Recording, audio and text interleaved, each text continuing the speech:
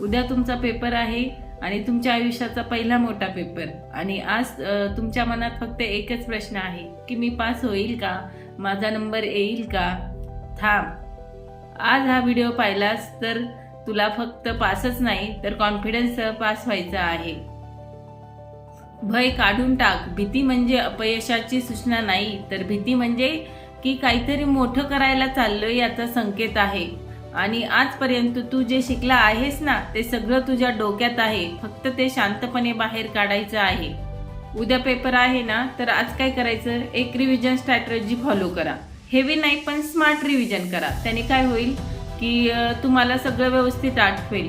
सगळं पुन्हा वाचू नका, फक्त तुमचे जे फॉर्म्युले असतील, इम्पॉर्टंट क्वेश्चन्स असतील, डायग्रॅम असतील आणि शेवटचे जे 5 वर्षाचे पेपर असतील त्यात आलेले क्वेश्चन तुम्ही फक्त रीड आउट करा, ओव्हरव्ह्यू द्या त्याला.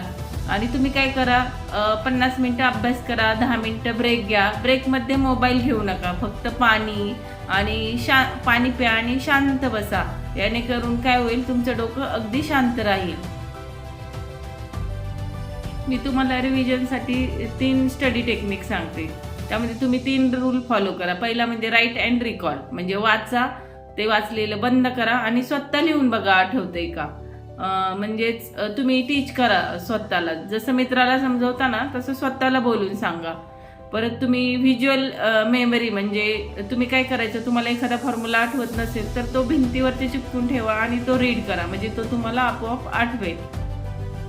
एक्झाम टाईममध्ये आपली झोपही खूप महत्त्वाची आहे आणि आपली झोपच ही यशाची चावी आहे. सो आज जागून अभ्यास केलास तर उद्या झोपेतून उत्तर आठवणार नाही.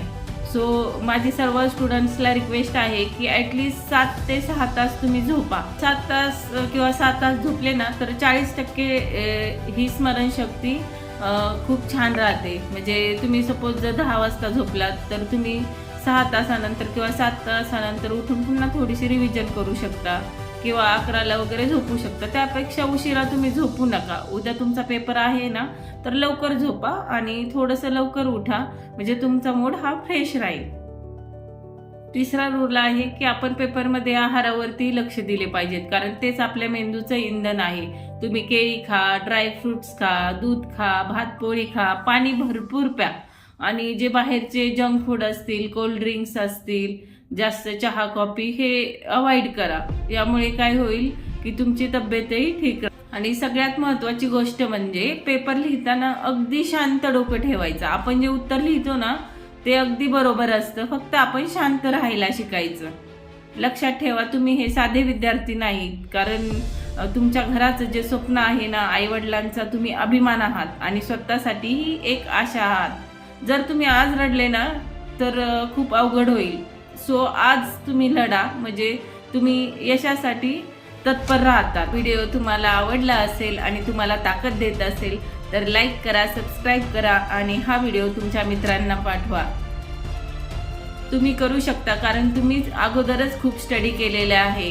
सो ऑल द बेस्ट सर्व स्टुडंट्सला.